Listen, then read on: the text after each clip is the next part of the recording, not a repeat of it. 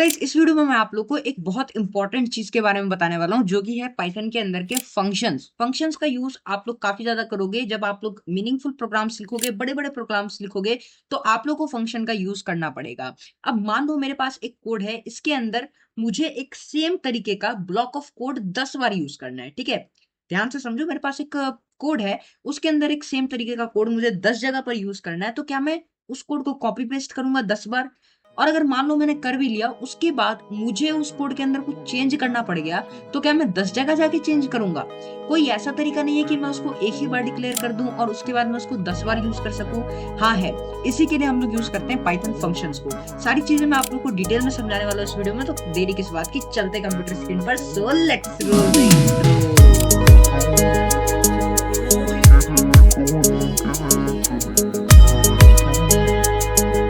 जैसा कि आप लोग देख सकते हो, मैं यहाँ पर अपनी कंप्यूटर स्क्रीन पर आ गया हूँ। मैंने अपना VS कोड ओपन किया हुआ है और यहाँ पर वर्क28 फंक्शंस के नाम से मैंने फोल्डर बनाया हुआ है। इसके अंदर दो फाइल्स हैं, main.py और readme.md।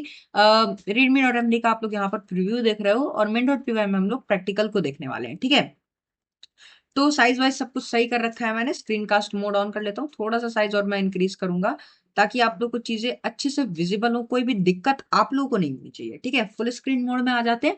और अब मैं आप लोगों को सबसे पहले यहाँ पर थोड़ा सा फंक्शंस की एक डेफिनेशन बताऊंगा। ठीक है, इस डेफिनेशन को सुन के आप लोग बिल्कुल भी ओवरवेल्म्ड मत होना, क्योंकि ये डेफिनेशन उन लोगों के लिए है जिसको कि इसको किसी एग्जाम में लिखना है या फिर इंटरव्यूअर को बताना है, तो वो लोग इस फंक्शन को याद करना। मैं यहाँ पर सिंपल इसको एक्सप्लेन कर रहा हूँ।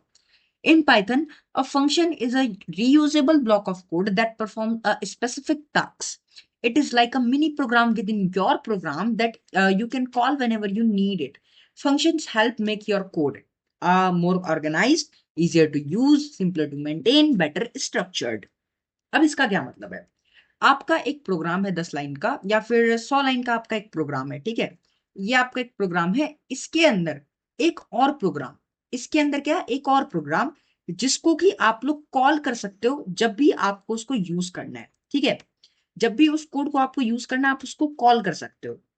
जैसे कि मान लो मेरे पास ना एक घर है। ठीक है, उस घर में मैं 10 तरीके के फंक्शंस बना सकता हूँ और उसको कॉल कर सकता हूँ। ठीक है, अब फंक्शंस मैं कैसे बनाऊंगा? मान लो मैंने आदमी रख लिए 3 4 और मैंने उन सभी आदमियों को अलग अलग फंक्शन बता दिया। एक को जब भी मैं कॉल करूंगा वो मेरे पास आएगा, नल रिपेयर करेगा, कैश लेगा और जाएगा। ठीक है, इसी तरीके से एक फंक्शन मैंने बना दिया एक आदमी का कि भाई जब भी मैं तुम्हें कॉल करूं, तुम आना, साफ सफाई करना, जाना। एक मैंने और फंक्शन बना दिया, जब भी मैं तुम्हें कॉल करूं, तुम आना, चाय बनाना, मुझे पिलाना और चले जाना। ठीक है, तो इस तरीके से मैं कुछ फंक्शंस बनाता हूँ। ठीक है, तो यहाँ पर आप लोग देखो, यहाँ पर एक छोटा सा और दिया हुआ है, व्हाट इज द फंक्शन। ये आप लोग को बेटर तरीके से समझाएगा फंक्शन के बारे में। फंक्शन एक तरीके का मैजिकल बॉक्स है। ठीक है, एक बॉक्स है जो कि कुछ लेता है और लेने के बाद उसके साथ कुछ करता है और उसके बाद कुछ हमें बैक देता है। ठीक है, कुछ रिटर्न करता है।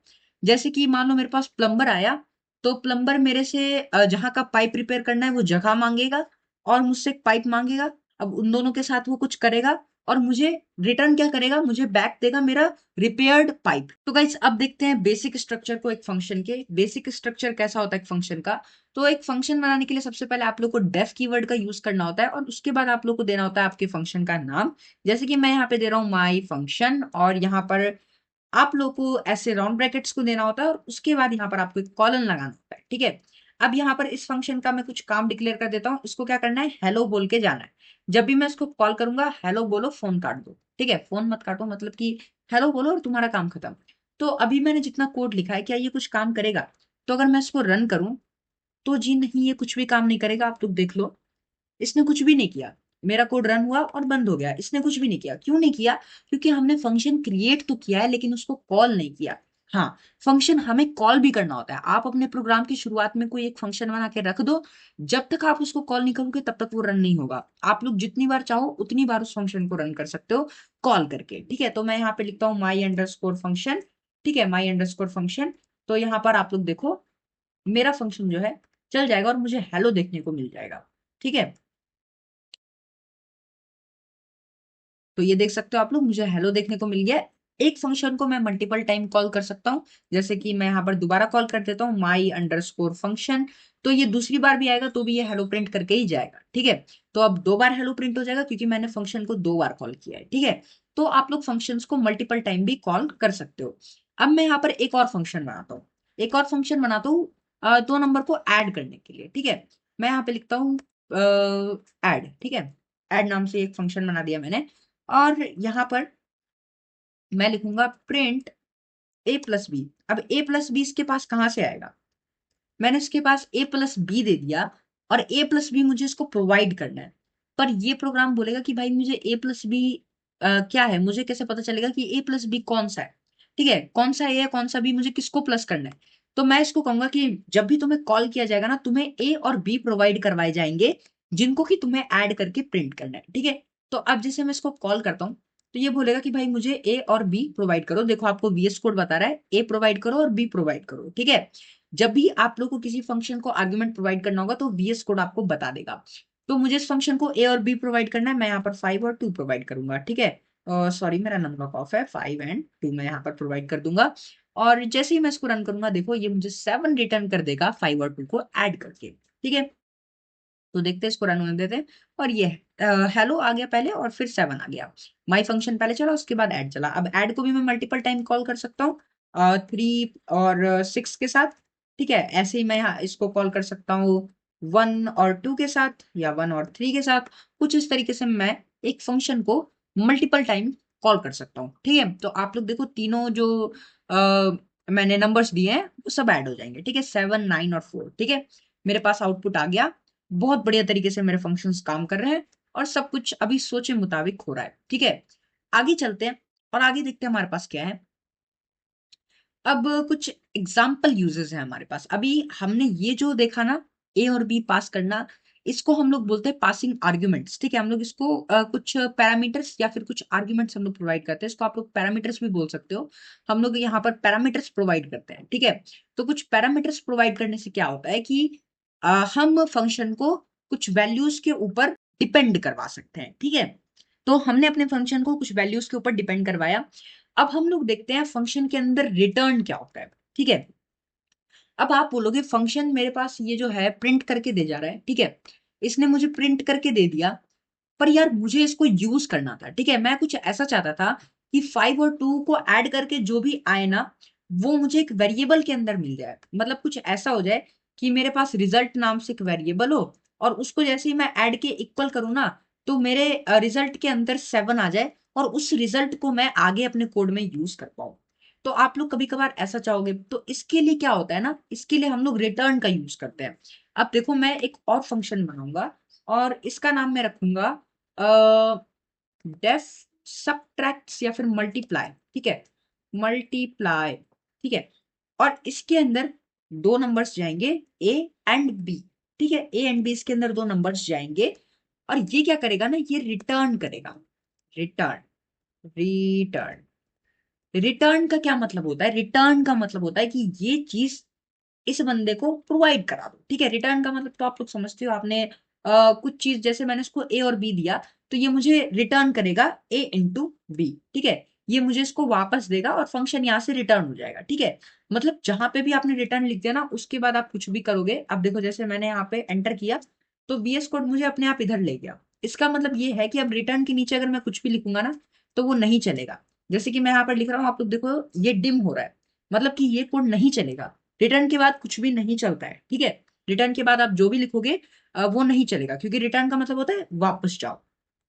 अब रिटर्न मुझे ए इंटू बी मिल गया, इसका मतलब है कि मैं रिजल्ट के अंदर स्टोर करा सकता हूँ ए और बी को। ठीक है, तो मैं रिजल्ट नाम से एक यहाँ पर वेरिएबल बनाऊंगा, और मैं क्या करूंगा, मल्टीप्लाई करूंगा। और किसको मल्टीप्लाई करूंगा, 5 और 2 को। ठीक है, 5 और 2 को मैं मल्टीप्लाई कर रहा हूँ। अब इन दोनों को मल्टीप्लाई करके मेरे पास जो भी रिजल्ट आएगा ना, वो रिजल्ट के अंदर स्टोर हो जाएगा। ठीक है, मैं आप लोगों को दिखाता हूँ इस कोड को चला करके। थोड़ा सा ये वाला साइड छोटा करता हूँ मैं। ठीक है, यहाँ पर मैं इस कोड को रन करता हूँ,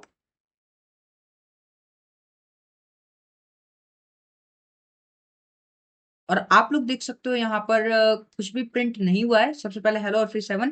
क्यों प्रिंट नहीं हुआ, क्योंकि रिजल्ट के अंदर मेरे पास वैल्यू तो आ गई, लेकिन मैंने रिजल्ट को प्रिंट नहीं किया। तो मैं प्रिंट करूंगा रिजल्ट। ठीक है, रिजल्ट, ठीक है, ऐसे मुझे यहाँ पर प्रिंट करना पड़ेगा। अब यहाँ पर मुझे रिजल्ट को कहीं पर भी यूज नहीं करना है, पर आप लोग अब इस रिजल्ट को यूज कर सकते हो। जैसे रिजल्ट को आप किसी दूसरे फंक्शन के अंदर एज एन आर्ग्यूमेंट प्रोवाइड करा सकते हो, ठीक है।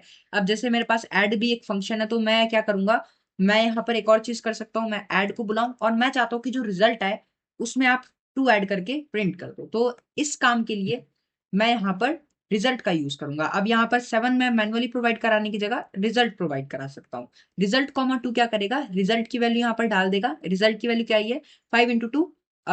रिजल्ट की वैल्यू आई है मेरे पास 10, 10 प्लस 2 मुझे यहाँ पर 12 देखने को मिलना चाहिए, ठीक है। तो मैंने इस कोड को रन किया और आप लोग देखो मुझे 12 मिल जाएगा, 7 10 एंड 12, ठीक है, मुझे 12 मिल गया। क्यों मिल गया, ध्यान से समझो। सबसे पहले क्या हुआ, मेरा जो मल्टीप्लाई वाला फंक्शन है ना, इसने 5 और 2 को मल्टीप्लाई किया। 5 और 2 को मल्टीप्लाई करके 10 आया, जो कि रिजल्ट के अंदर स्टोर हो गया। क्यों हो गया, क्योंकि यहाँ पर मैंने रिटर्न किया हुआ है, और रिटर्न हुई वैल्यू को आप किसी वेरिएबल के अंदर कैच कर सकते हो, ठीक है। अब रिजल्ट के अंदर मेरे पास 10 स्टोर हो गया। मैंने पहले रिजल्ट को प्रिंट किया, मुझे 10 देखने को मिला। उसके बाद मैंने ऐड फंक्शन को कॉल किया, ठीक है। ऐड फंक्शन बोल रहे हैं मुझे ए और बी प्रोवाइड करो। अब आप लोग इसे वेरिएबल प्रोवाइड कर सकते हो, आप लोग इसे डायरेक्ट एक वैल्यू प्रोवाइड कर सकते हो, आपकी मर्जी। तो मैंने इसे एक वैल्यू प्रोवाइड कर दी, रिजल्ट जो कि 10 है और 2, तो इसने इसको ऐड करके 12 रिटर्न कर दिया, ठीक है। यहाँ पर कुछ एग्जांपल यूजेस हैं जिनको कि आप लोग अप्लाई करके देखना, ठीक है। आप लोग को कोड गिटहब पर मिल जाता है, आप लोग यहाँ से जाकर के कोड को एक्सेस कर सकते हो गिटहब के अंदर से।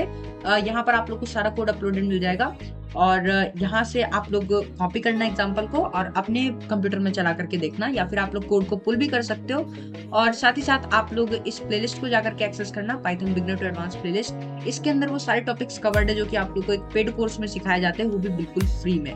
तो गाइस पहले वीडियो में जाकर के आप लोग अपना रिव्यू देना कि सो फार आप लोग को ये कोर्स कैसा लग रहा है, इस कोर्स का कैसा लेवल है, ताकि जो लोग नए आए उनको भी पता चले कि उनको ये कोर्स फॉलो करना चाहिए कि नहीं। अच्छा है तो आप लोग अच्छा बोल सकते हो, बुरा है तो आप लोग बुरा बोल सकते हो, आप लोगों की मर्जी। और गाइस वीडियो पसंद आई अगेन तो वीडियो को लाइक कर देना यार, प्लीज चैनल को सब्सक्राइब भी कर देना। आप लोग के एक सब्सक्रिप्शन से हमें बहुत ज्यादा मोटिवेशन मिलता है, आप लोग का एक लाइक हमारे लिए मैटर करता है। तो गाइस मैं मिलता हूँ आप लोगों से नेक्स्ट वीडियो में नेक्स्ट टॉपिक के साथ, तब तक के लिए बाय बाय, जय हिंद।